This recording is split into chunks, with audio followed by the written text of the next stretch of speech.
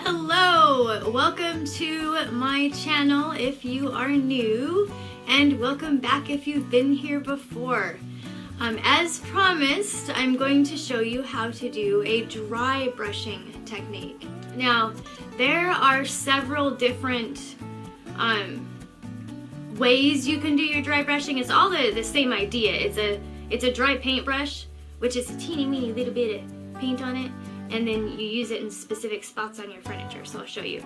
But some people, they'll use the dry brush and then they'll kind of like blend it with a little bit of water. I don't blend mine. I just straight put it on. I painted it with that, the chalk paint that was tinted with the Rit dye, and it worked out great. 2 coats totally did it. So I'm totally happy with that. Just came with the like plywood or particle board or whatever. So what I did is I took this fabric. It's kind of like it's kind of leathery. So I took this and I used Mod Podge. I'll show you guys how I did this too. And so remember to go like that, and then it's also going to flip over and have padding right here of the same material, so you can use it for an ottoman or a bench. So that's what's going on with that. I use dry brushing as a way to bring out the features in the item. So like this, you know, there's some corners here, there's a little decorative deal right here, and what I do is I use the dry brush just to bring those out. Okay, gotta shake it up. Okay, so what I'm doing is I'm just taking, I have a little bit of the paint on the lid, so I'm just gonna like lightly kind of get some of that paint on my brush. I want it on the sides a little bit, and I want it on the tip, and I'm just gonna kind of wipe my brush off there, because I don't want, it's called dry brushing because your brush is almost dry. So I don't want a lot of paint, but I want it covered on my brush. I just don't want a lot. So I think that's good. And like I said, I did already start part of this.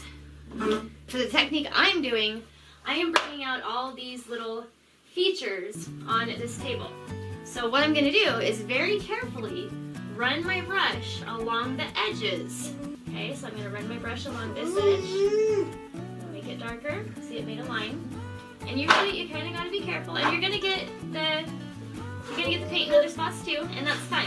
That's the cool part about dry brushing. Okay, so I'm just going to run it across.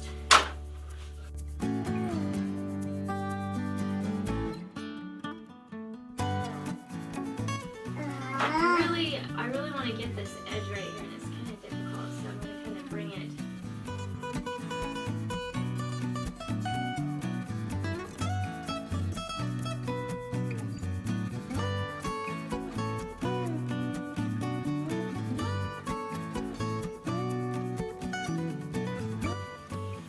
Dry brushing it's always kind of a surprise, because when you're doing it, you know where you want the paint to go, but sometimes the brush touches other spots too, so then you just kind of turn that into a little dry brush action, like I've done here.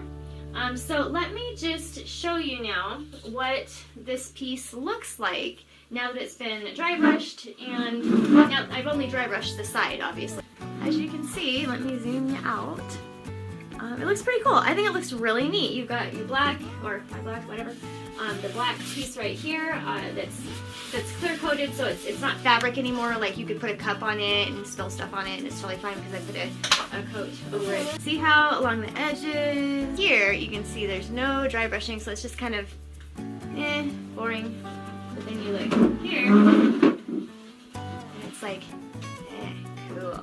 I will try not to have crying children in my videos going forward. So thank you for watching if you actually watched the whole thing. I will do another video on dry brushing that won't include a screaming child. So thanks again for watching. Have a great day. If you haven't subscribed, it'd be great. I'd feel very supported if you subscribe to the channel, share it with your friends, whatever you feel like doing. And if you want to leave me a comment about anything, like, hey, don't ever have your kid in a video again.